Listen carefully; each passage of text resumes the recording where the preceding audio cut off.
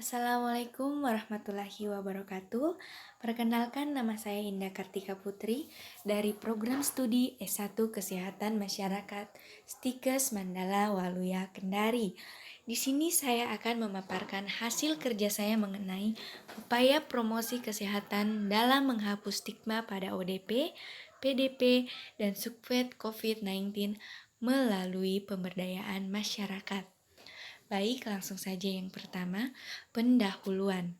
Stigma sendiri didefinisikan pada penilaian lingkungan kepada suatu individu atau kelompok tertentu.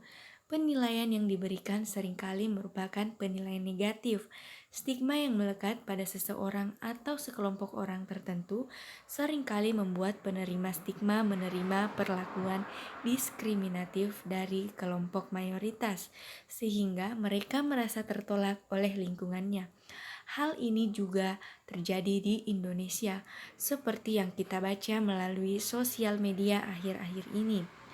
Perlakuan diskriminatif kerap diterima oleh para pasien dalam pengawasan atau yang biasa disebut dengan PDP maupun orang dalam pengawasan yang juga biasa disebut ODP COVID-19.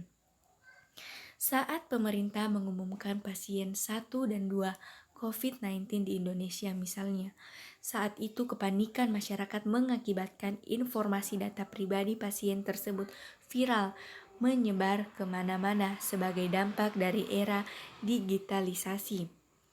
Yang kedua, pembahasan. Coronavirus disease 19 atau COVID-19 merupakan penyakit menular yang disebabkan oleh virus SARS-CoV-2 atau virus corona. COVID-19 yang telah dinyatakan sebagai pandemi dunia oleh WHO dan ditetapkan pemerintah sebagai bencana non-alam berupa wabah penyakit yang perlu dilakukan langkah-langkah penanggulangan terpadu termasuk keterlibatan seluruh komponen masyarakat. Hal itu juga memunculkan berbagai stigma negatif masyarakat pada pasien maupun orang-orang dengan risiko. Akibat dari stigma ini sendiri memunculkan ketakutan terhadap seseorang kepada orang atau pasien pada orang dalam pengawasan atau ODP, pasien dalam pengawasan atau PDP, dan suspek pada COVID-19. Dengan adanya stigma ini mengakibatkan dampak isolasi sosial turut berkontribusi terhadap penyebaran virus yang menyebabkan masalah yang lebih besar dan menyulitkan mengontrol penyebaran virus.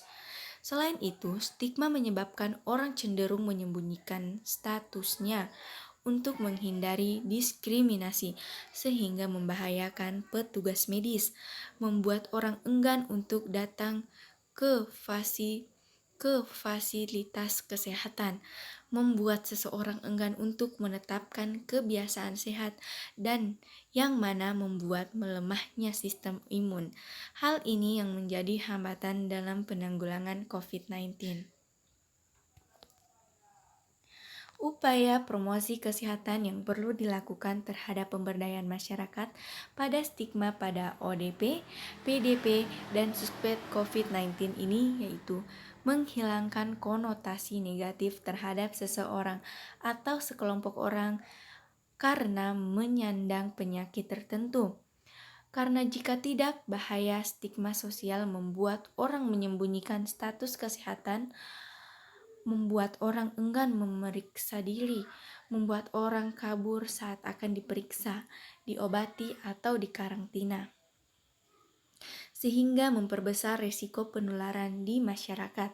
Bagaimana? Sebaiknya tidak menyebut orang yang terjangkit COVID-19 sebagai korban atau penderita, tetapi sebagai pasien.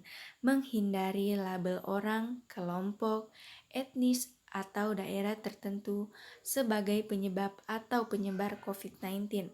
Sebaiknya kita memberikan dukungan bagi mereka yang berdampak, baik pasien, keluarga pasien, atau masyarakat sekitar. Tidak mengulang atau membagikan gosip yang tidak jelas.